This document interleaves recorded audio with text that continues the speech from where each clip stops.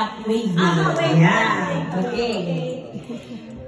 Let's go to love me tender, love me true, never let me go, for my darling, my love is true. Ula and Annabelle! A couple that prays together, lasts forever, Mikey and Missy.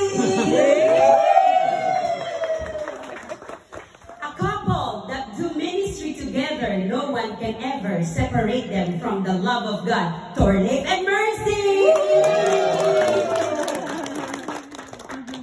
A couple that vlogs together are having fun all the way, Krister and Bill.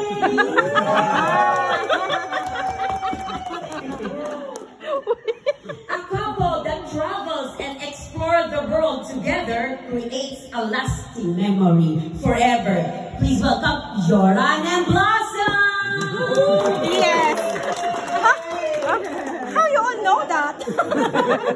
A couple that understand each other forever, they will stand, Magnus and Gemma! All the way from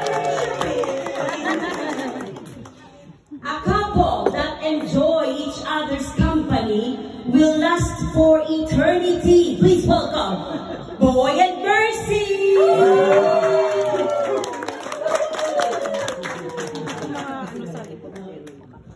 A couple that kiss and make up while made up in love. Once again, Mervin and Gemma! Yes! A couple that communicate to each other constantly, values and love each other. Robert and Belinda!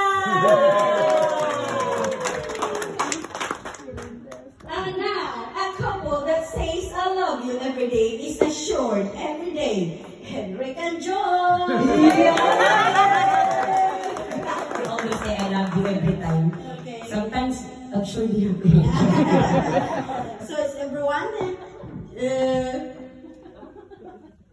everyone is mentioned and acknowledged except you. Yeah, I already acknowledged everyone.